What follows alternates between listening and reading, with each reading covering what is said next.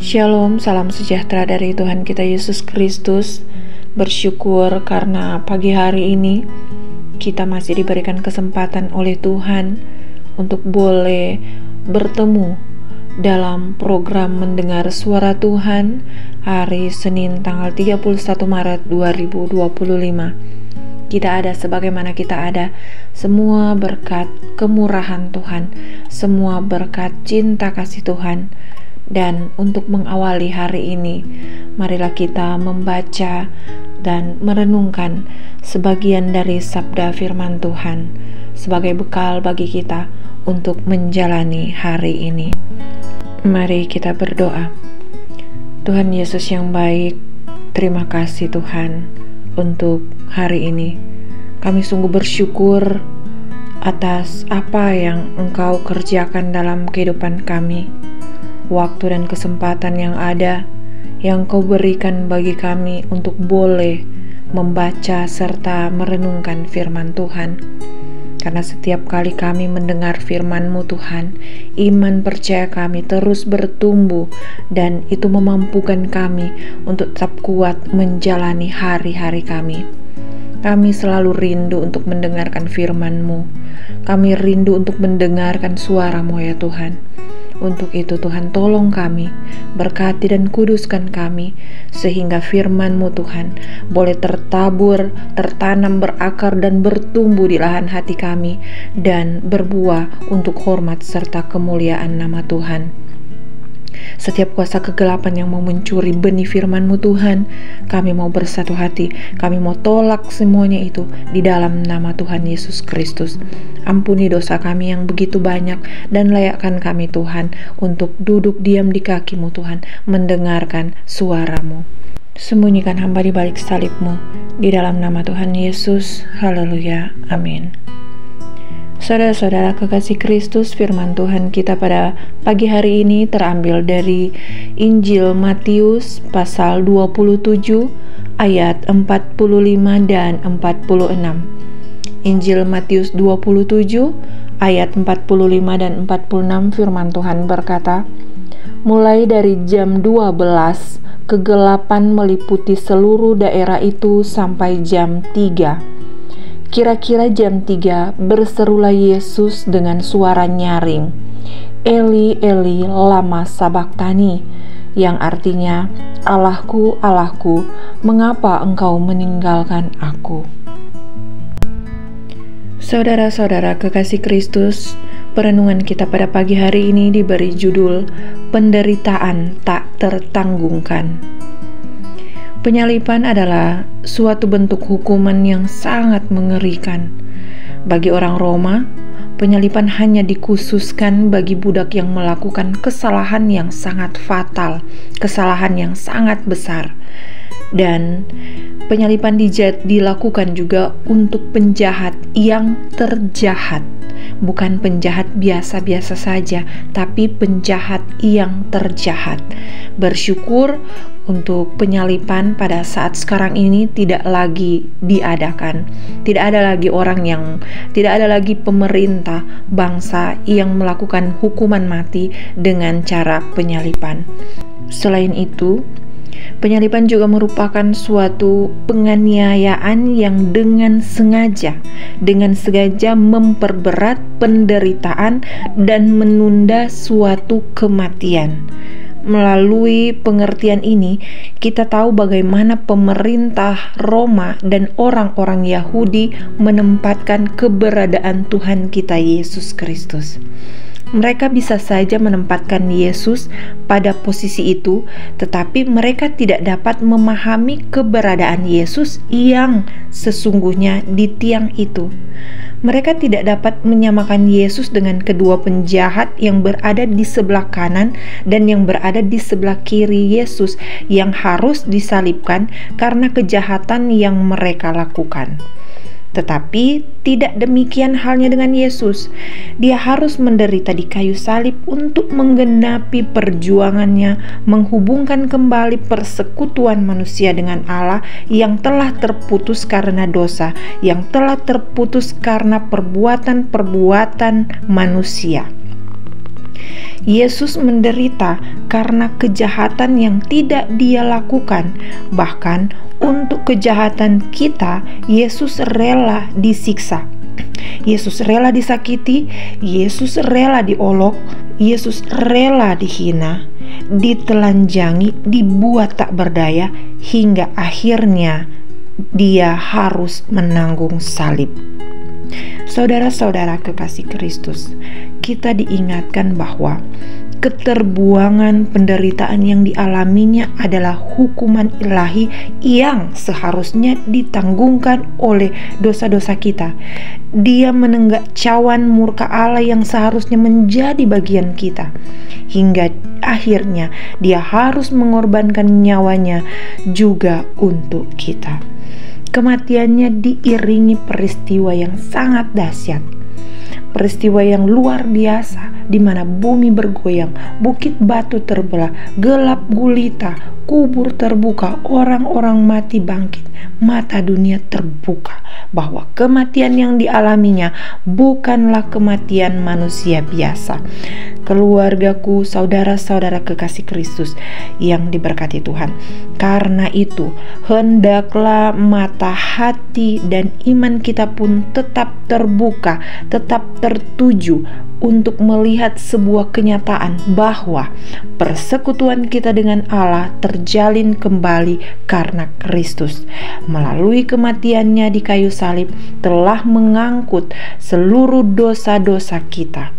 Kita semua diingatkan bahwa penderitaan yang telah, sedang, dan mungkin kita alami saat ini tidaklah sebanding dengan yang Kristus alami dan yang telah Dia lalui. Ia telah melayani dan menderita dengan taat sepenuhnya kepada kehendak Bapa. Maka demikian juga dengan kita yang kini menjadi pengikutnya. Marilah terus memandang kepada Kristus agar kita tidak putus asa dan terpuruk bahkan takluk oleh penderitaan yang sedang kita alami, tetapi kita mampu dan kita sanggup untuk menjalani kehidupan ini bersama-sama dengan Tuhan kita Yesus Kristus. Demikian perenungan kita pada pagi hari ini. Yang berbahagia ialah setiap kita yang mau melakukan firman Tuhan dan bukan hanya menjadi pendengar saja. Haleluya, amin. Mari kita berdoa. Engkaulah Tuhan pencipta alam semesta yang terus kami agungkan dan muliakan dalam Yesus Kristus, Tuhan yang telah menyelamatkan kami. Manakala kami umat-Mu Tuhan berseru, memohon dalam ketulusan dan kerendahan hati, maka kami percaya Engkau maha mendengar doa-doa kami. Ya Bapa yang baik, berilah kiranya pertolongan bagi kami yang bergumul dalam penderitaan dan persoalan hidup yang terus-menerus menghimpit kehidupan kami, yang terus menghimpit umat-Mu. Saat ini Tuhan, kami umat kepunyaan-Mu membawa dalam memori hidup mengingat perbuatan-Mu pada masa lampau yang tak mungkin kami lalui, yang tak mungkin kami lakukan. Engkau telah mengajarkan kepada kami tentang arti sebuah ketaatan, bukti dari kesabaran menanggung derita. Dalam kerelaanmu memikul salib, menerima olokan, fitnah dan ejekan, Engkau hanya diam dan tersipu seakan tak ada kata pembelaan yang terucap dari mulutmu, padahal Engkau bisa melakukannya. Ya Tuhan, biarlah saat kami Engkau perkenankan memikul beban hidup yang semakin berat ini, kami pun akan dengan taat, dengan sabar dan dengan setia, dan buatlah kami menjadi murid yang tangguh menghadapinya, karena Engkau sendiri mengajarkan dan meneladankannya bagi kami Tuhan. Saat ini ya Tuhan, kami juga bersyukur untuk saudara-saudari kami, kerabat teman kami yang saat ini sedang bersukacita karena berhari ulang tahun. Kami selalu yakin dan kami percaya sungguh bahwa anugerah-Mu ini telah menjadi berkat yang luar biasa bagi mereka. Penyertaan-Mu sungguh nyata di dalam kehidupan mereka. Karena itu ya Tuhan, di dalam kesukacitaan mereka saat ini. Kami mohon kepadamu kiranya berkat umur panjang, berkat kesehatan dan kebahagiaan tetap menjadi bagian saudara-saudari kami di usianya yang baru. Tuhan, beri hikmat dan kebijaksanaan kepada mereka dalam menjalani hari-hari kehidupannya sebagai anak-Mu, sebagai murid Tuhan. Tuhan, beri Roh Kudus yang senantiasa akan menuntun kehidupan mereka agar dapat menjadi garam dan terang dunia. Sebagai segala harapan, segala kerinduan dan cita-cita dari saudara-saudari kami, Tuhan Yesus kiranya memberkati. Untuk mereka yang sedang sakit, Tuhan, kami berdoa, mereka yang ada di rumah mereka masing-masing ataupun mereka yang ada di rumah sakit, Tuhan Yesus jamah, Tuhan Yesus pulihkan. Kami percaya bilur-bilur Yesus di kayu salib telah menyembuhkan, memulihkan, mengangkat sakit penyakit yang mereka rasakan, yang mereka alami. Tuhan, berkati setiap upaya mereka untuk bisa sembuh. Berkati para dokter, para medis yang ada saat mereka menjalankan tugas mereka, bahkan keluarga mereka yang ikut serta berjaga-jaga atas mereka. Tuhan berkati, Tuhan jaga, Tuhan lindungi.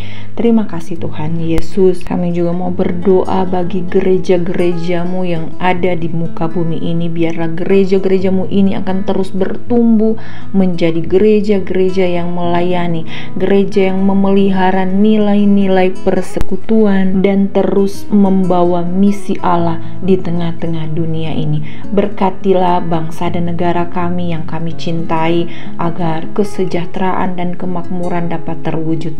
Di tengah situasi dan kondisi alam ini, perubahan cuaca yang sangat cepat, fenomena alam yang kian terjadi, bahkan dampak dari cuaca ekstrim yang mengancam keselamatan umat-Mu, kami percaya bahwa Tuhan sendirilah yang memegang kendali atas alam semesta ciptaan Tuhan ini. Bebas dan luputkanlah kami dari bencana-bencana yang ada. Bila kami kurang bertanggung jawab Tuhan menjaga asri dan lestarinya alam ini Tuhan, maka ampunilah kami. Kami mohon ya Tuhan, bagi keluarga kami ini Engkau kiranya pelihara menurut kasih dan rahmat-Mu, agar kehidupan kami tetap terlindungi dari segala cobaan dan bahaya hidup. Tuhan Yesus, kami terus mau berdoa, mau bergumul bersama saudara-saudara kami yang selalu setia mendengar, mencari wajah-Mu dalam segala pergumulan kehidupan yang kami alami, yang kami rasakan. Tuhan Yesus turut campur tangan. Tuhan Yesus hadir di tengah-tengah pergumulan kehidupan setiap kami yang setia mencari Engkau. Inilah yang menjadi doa kami Tuhan, yang kami panjatkan, yang kami naikkan hanya kepada Tuhan Yesus Kristus, yang sudah mengajarkan doa Bapa kami, yang akan kami ucapkan bersama-sama. Bapa kami yang di sorga, dikuduskanlah nama-Mu, datanglah kerajaan-Mu, jadilah kehendak-Mu di bumi seperti di sorga. Berikanlah kami pada hari ini makanan kami yang secukupnya, dan ampunilah kami akan kesalahan kami seperti kami juga mengampuni orang yang bersalah kepada kami. Dan janganlah membawa kami ke dalam pencobaan, tetapi lepaskanlah kami daripada yang jahat, karena Engkau-Lah yang punya kerajaan dan kuasa dan kemuliaan sampai selama-lamanya. Saudara-saudara kekasih Kristus, angkatlah tanganmu dan terimalah berkat Tuhan. Tuhan memberkati kamu dan melindungi kamu. Tuhan menyinari kamu dengan wajah-Nya dan memberi kamu kasih karunia. Tuhan menghadapkan wajah-Nya kepada kamu dan memberi kamu damai sejahtera. Amin. Bersyukur kepada Tuhan, kita boleh membaca serta merenungkan firman Tuhan, menaikkan doa kepada Tuhan. Dan bagi saudara-saudara yang merasa diberkati oleh firman Tuhan hari ini, oleh renungan ibadah singkat kita pada pagi hari ini, mari kita menjadi orang yang menjadi berkat. Kirimkan atau bagikan, share link ini, ibadah kita pagi hari ini, renungan kita pagi hari ini kepada teman, kerabat, besti-besti kita, ya, kepada keluarga kita, agar mereka pun ikut diberkati oleh Tuhan. Sampai ketemu pada besok hari di jam yang sama, jam 5 pagi, kita akan mendengar renungan seperti saat ini. Tuhan Yesus memberkati kita semua. Shalom.